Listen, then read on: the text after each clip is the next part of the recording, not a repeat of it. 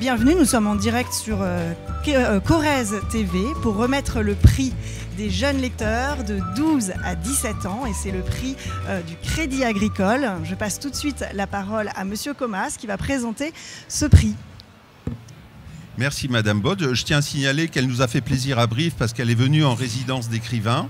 Donc ça a été un grand moment aussi, entre parenthèses. Non, simplement pour rappeler l'historique du prix 12-17 par la ville de Brive. Alors la foire du livre de Brive décerne ce prix 12-17 de littérature parrainé par le Crédit Agricole Centre-France afin de sensibiliser les adolescents à la lecture. Alors le prix 12-17 concerne deux tranches d'âge, les 12-14, les collégiens, et les 15-17, les lycéens. Et il récompense des auteurs d'expression française ayant écrit spécialement pour ces tranches d'âge. Alors, depuis 2015, le prix 12-17 est décerné par un jury de jeunes collégiens et lycéens brivistes que vous avez à ma gauche, qui sont des lecteurs passionnés, qui lisent la sélection pendant tout l'été, se réunissent en septembre pour des débats, là aussi, passionnés, pour échanger leurs critiques et finalement choisir les lauréats. Et je crois savoir que ça a été assez terrible cette année, mais très productif. Et enfin, je tiens à souligner aussi, là, tout à fait en bas, le collège Jean Moulin avec sa documentaliste qui a amené un panel de lecteurs passionnés aussi qui ont lu tous les livres. Et c'est très bien pour la vivacité du livre à l'année à Brive. Je vais vous passer, Madame, la parole. Bonjour à toutes et à tous, et bonjour bien sûr aux collégiens et aux jeunes qui sont ici et qui ont œuvré pour que finalement nous décernions ces deux prix à nos auteurs qui nous font le plaisir d'être à côté de nous. En tant que directrice commerciale du Crédit Agricole Centre-France, j'ai le plaisir bien sûr de vous remettre ces prix. Et je voudrais bien sûr en profiter aussi pour expliquer notre partenariat avec la Foire du Livre, qui est un partenariat qui est fondé sur 3 lignes directrices. Alors d'abord, c'est un partenariat historique, puisque c'est depuis le début que nous sommes dans l'aventure. Ça veut dire pratiquement plus de 30 ans, c'est la 35e édition. Donc nous sommes à vos côtés pour cela depuis tout ce temps. Nous renouvelons ce partenariat parce qu'il y a un large public, bien sûr, qui est passionné autour de la Foire du Livre de Brive. Et puis aussi parce que, finalement, ce public, il est très fidèle. Et la fidélité, dans notre partenariat, c'est aussi une valeur très forte du Crédit Agricole. Le deuxième point majeur pour nous, dans le partenariat, c'est que c'est un partenariat qui a vocation à aider un territoire, à aider le développement d'un territoire, celui de la ville de Brive, bien sûr, mais aussi plus globalement le département de la Corrèze. Et si nous sommes engagés sur cette manifestation, c'est parce que depuis toujours, elle fait rayonner la ville de Brive, elle fait rayonner finalement notre région, et cela contribue de manière importante au développement économique et au développement culturel de notre région. C'est aussi une valeur de proximité qui, pour le Crédit Agricole, est très importante et au travers de ce partenariat, elle est réellement portée. Et puis le troisième point, ce qui est important aussi pour nous dans ce partenariat, c'est qu'il est tourné résolument vers la jeunesse qui nous entoure aujourd'hui et vers les prix jeunesse qui nous permettent d'honorer des jeunes auteurs souvent et qui commencent en général à se distinguer au travers de ce premier prix. Alors, ce n'est pas un hasard, il faut le comprendre, si nous parrainons ce prix jeunesse, 12-14 ans, 15-17, comme vous l'avez rappelé. C'est un moyen aussi d'amener nos jeunes lecteurs à être passionnés par la littérature et surtout à avoir un premier contact direct avec les auteurs. Et c'est pour ça qu'à la suite de cette remise des prix, l'ensemble des jeunes seront conviés avec nous à aller au théâtre et à partager un moment d'échange avec vous, chaque auteur, et avoir un moment, bien sûr, de dédicace de vos livres. Donc c'est ce sens de la jeunesse, ce sens de l'accompagnement des jeunes qui est pour le Crédit Agricole aussi très important. Voilà, avant ce débat que nous aurons tout à l'heure au théâtre, il est maintenant temps, bien entendu, de vous récompenser et puis peut-être de présenter et de comprendre aussi ce que vous avez voulu nous dire au travers de vos livres. Je vais donc vous présenter les 2 lauréats de cette année 2016. D'abord, Honneur aux dames, je vais commencer par Charlotte, Charlotte Bousquet, qui est nominée pour son livre Tant d'étoiles dans la nuit. Et puis Éric Senabre, qui là nous a donné aussi un petit clin d'œil de Sherlock Holmes avec son livre donc, qui s'appelle Le dernier songe de Lord Scriven. Donc, je préfère vérifier pour ne pas me tromper. Sinon, pour tous ceux qui sont intéressés, il est bien là. Donc j'ai eu le plaisir de lire ces 2 livres. Et je voudrais vous féliciter très sincèrement pour la qualité d'abord de l'écriture et puis aussi l'émotion notamment qui est permanente dans le livre Tant d'étoiles dans la nuit, comme son nom déjà l'indique. Et puis finalement le sens du suspense et puis de l'humour aussi au travers des 2 détectives que vous mettez en scène.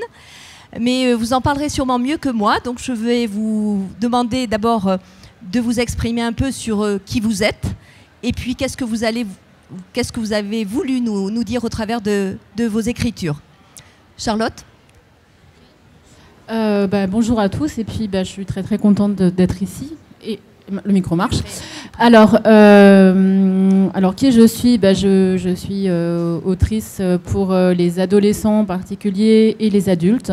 J'ai écrit une quarantaine de romans dans des genres extrêmement différents parce que j'aime bien justement explorer différentes formes d'écriture.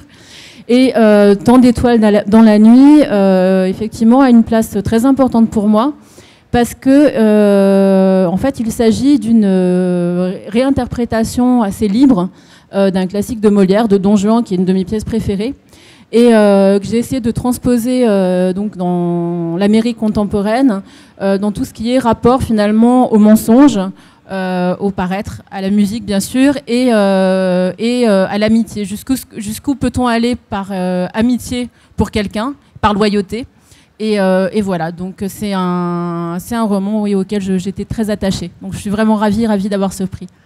Bravo à vous.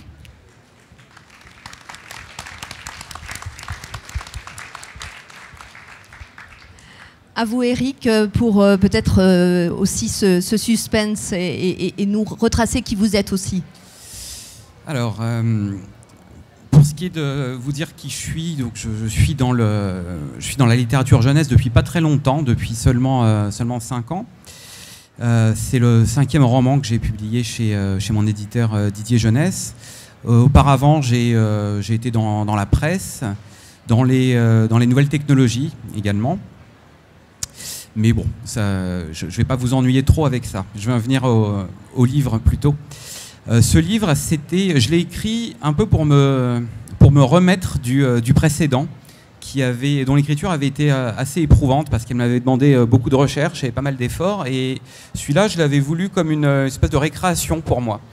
Alors, je ne pense pas qu'il y ait un message particulier qui soit transmis à travers ce livre, mais en tous les cas, ce qui est sûr, c'est que je voulais renouer avec une certaine tradition du roman populaire, un petit peu du roman rocambolesque, rendre hommage à des gens qui ont compté pour moi, des auteurs anglo-saxons, donc Conan Doyle évidemment, Wilkie Collins, et puis également des Français qu'on lit un petit peu moins, qui sont tombés dans les oubliettes, comme Gustave Le Rouge. Et voilà, c'est à cette tradition du roman un peu feuilletonnant que je voulais rendre hommage à travers ce livre. Très bien, bravo également à vous, très sincèrement.